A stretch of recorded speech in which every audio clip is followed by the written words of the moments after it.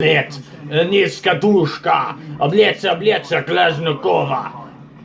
You are fucking idiot. You are fucking moron. I wouldn't trust you to pilot anything. You think you can handle Sevastopol? You think you can handle Night and the Devil? I wouldn't trust you to fare my taxi, Bleta. But you can learn. You can learn. And if you listen to me, and only me, we will take Kiev, brother comrade. So, I kind of did want to take a break from locals and the Vosh video, because I do have about 8 more hours of Vosh to meticulously go through, and it is kind of driving me insane. I need to do my laundry. There are crackheads hanging outside the laundromat, so I have about 30 minutes. You know, I'm very busy, and I had this extra 30 minutes to share with you guys a game that I have been really obsessed with lately, and I do think you guys might like, and it's really good. Highfleet. So I have about 150 hours in it already. Yeah, that's what's up. Yeah, and it came out on July 27th. So I haven't been playing it much in the past week, but I have put a lot of time into it recently because it is a very, very, very good game, and we're just gonna get straight into it here. We're first Kino video review. Let's see what we can do here. Oh fuck, this is a disaster. I guess that's good enough. So before we kind of get into the game proper and the actual campaign, I do kind of need to show you guys the process of creating a ship, and that really does tell us what this game is about. So this really doesn't look like much here, but this is where we start, and we need to attach all our components to our ship, and really kind of find out what we want this airplane to do. We'll go into combat later, and this will all start making a lot of sense to you. But right now, we're just kind of going to make something basic. We're going to put 2 guns on there. So yeah, these guns will fire, but now they need ammo. We're going to need 2 ammo here, so we'll get another block. I suspect most of you are starting to see what this game is about now. Now we need power. So we need to add another block right there, and now we have power. But we have no engines. And for engines, we are going to need fuel. And how much fuel we have determines how long our ship can go on the world map, and how long it can stay in combat, because while you are in combat, your fuel reserves will drain, and you may lose your ship, and you won't be able to maneuver as much. But I want this to be a light ship, so we are just going to add 4 of them. That should be enough. And you really do have to go into this thinking what type of ship you need for your fleet composition, because that's really what this game is about. Like, the individual strength of a ship isn't really as important as like how they all function and work together. But I am just kind of making this to show, to give you a bit of an impression of what the shipbuilding mechanics are like. We're gonna have these engines. These ones don't have much power, but they're directional. They can like turn, and that is important, as we will get into. Then these are like stationary, but they have a lot of power. Now our fuel tanks are pretty exposed here, and if they do get shot, they will catch fire and explode. So to prevent that, we have safety measures. We have these fire extinguishers. We're gonna only put 2 of them on. So, you know, if our fuel tanks do catch fire, we can extinguish them with this. But we don't want these to really catch any bullets, do we? So we are gonna armor them. But oh no. Oh no, look, we do have an armor percentage. Fucking focus, buddy. So we have an armor percentage. The more armor we had on, the slower our ship goes. And it is considerable, as you might be able to see if it could fucking focus. Yes, only 1 shard of armor fucking does all that. So you really have to be very, very strategic about where you place your armor and how much of it you put on and really what you want your ship to do. What do I want this ship to do? Well, I have guns, but those aren't really that powerful. I may get swamped. So we'll add missiles. Yeah, there is a whole range of missiles. We'll just add these ones, but we don't have, they're not going to be guided very well because we don't have a fire control radar. So let's put one of those on. Oh no, but now that we've added the fire control radar, we need more power. So, we're gonna add another power generator. We're just gonna add a small one. So now we have enough power, but our thrust is down. So, yeah, that really is designing ships in a nutshell. And you can get really in depth with this. I spent most of my time in this game already, just kind of designing ships and really like optimizing them and perfecting them. And this is a game I have wanted like really since childhood. I have wanted to make a game where I can make my own like fleet of spaceships, and like I'll design all of them and I'll know all their weaknesses and like what exactly they do. So like this game really is special to me, and it is something that I have been waiting for like since childhood. One more important thing, we're gonna need legs. We'll explain why in a second. It is one of my favorite aspects of this game, why you need legs. But that will come in later. So we're just gonna like save this ship. We're gonna call it like garbage. Yeah, I'll delete that later, but now let's get into the combat.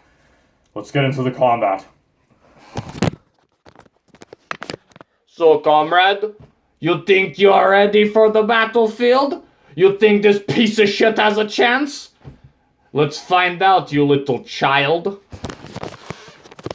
So, we're gonna find out if we're badass enough, to go against a fleet carrier. Let's find out. We're going against the aircraft carrier. Spooky shit. So yeah, this is the combat. Now you're kind of getting a sense of like how all the different systems of this game like come into play. Yeah, we're just gonna fuck him up with missiles right now. Get fucked, idiot. He's deploying his like planes against me, but those are garbage. They can't really do much. Even though I am fucking useless. But he is armored, so I can't do much either. But there are benefits to having a light ship like this in the game world, on the world map. You will be able to move around faster. And against heavier ships, yeah, I get that. Fighting carriers really isn't fun. We'll go against a large ship, a badass one. Ooh, fuck. Ooh, fuck. You are in over your head now. And you are going to die like a bitch. Let's see how well you do. So we're gonna see how well we do against this guy. Since we are light, we will be able to dodge him a bit better, but I really don't think we will stand a chance. Because we are so light, we will be able to just dodge this missile. You can get counter actions for missiles. You know, like anti missiles and like these little flares that pop out. And like, you know, defuse the missiles. There's a lot of guns too. There's a large variety. Those machine guns that he was firing at me aren't that powerful on their own, but they are good at like parrying other bullets and projectiles that I might fire at him. So yeah, I really don't stand a chance against this asshole. I guess we're just gonna suicide into him. We'll fight a... Yeah, I'm getting fucked. My engine's fucked now, so that's out of combat. I can't really do shit. I guess we'll go back to editor. There is one thing that you can do. It is a very important part of the game, and I do appreciate that it's here, but it doesn't... they didn't really implement it right. You can attach escape pods, and if your ship goes down, you can deploy the escape pods. But there really isn't a reason to. get much benefit from like saving crew members. I think you get a bit of XP. And I do think that is a missed opportunity because most people just forego escape pods entirely because you will have to kind of redesign your ship to accommodate for them. I think what they could have done was they could have like humanized these ships a bit because they do feel like robots. I think maybe like hearing the terror in the voice of the person announcing all these engine failures would really add to it, and I think maybe hearing the screams of the people falling to their deaths would make you feel bad for not putting escape pods in.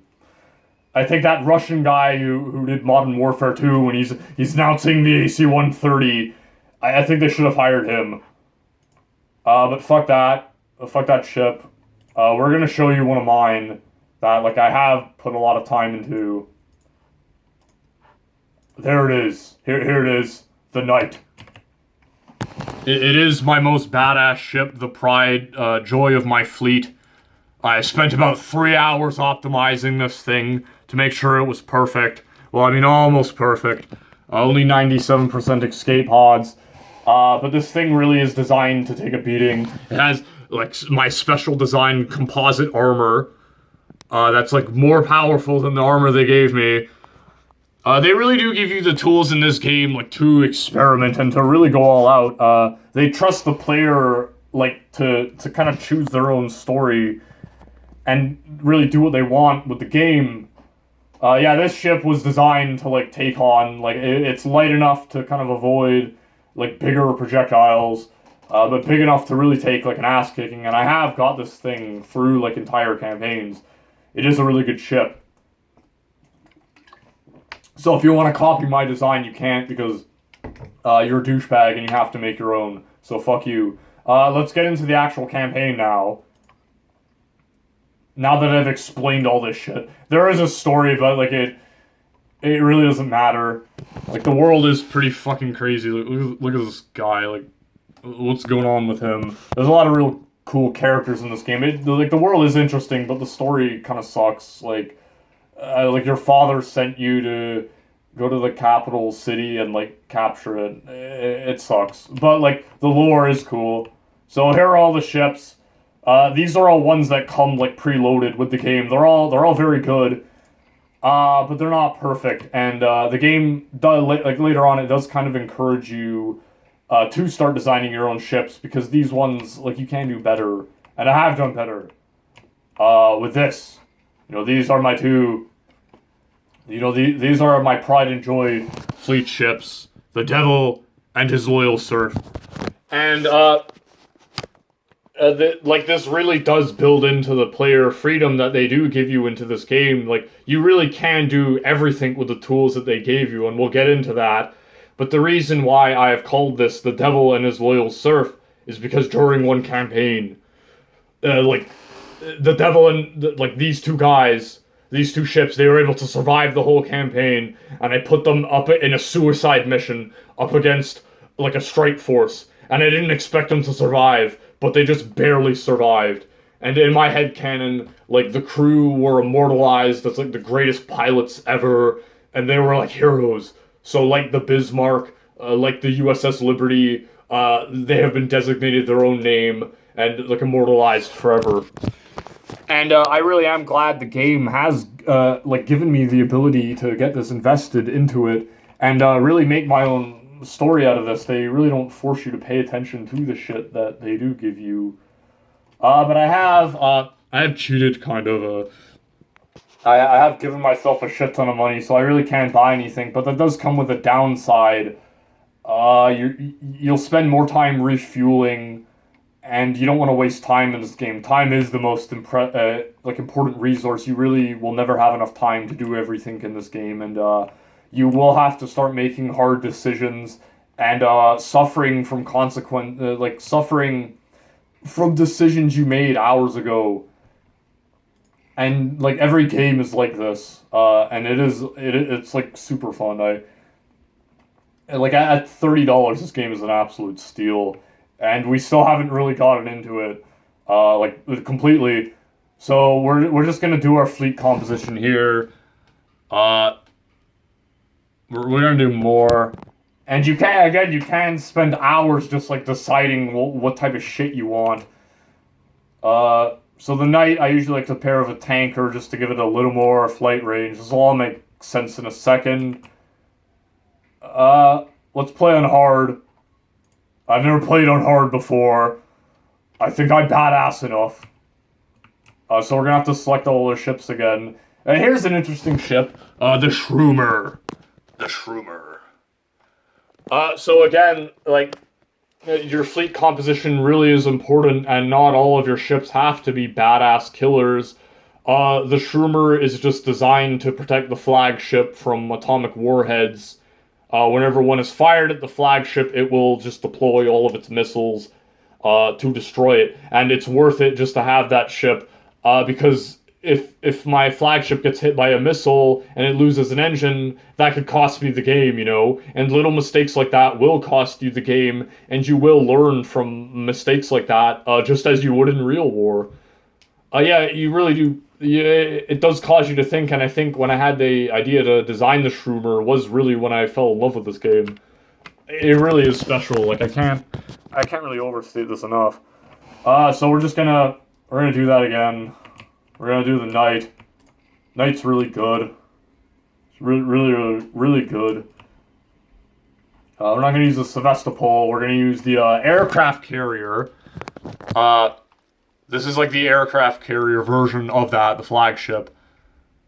Because aircraft, and airplanes are the strongest tool you can have in a naval fleet. And you really should know that. We're gonna go back to get the devil and his surf. We are gonna play in hard, so we might just get fucked immediately. I kind of just want to show you what the game's about.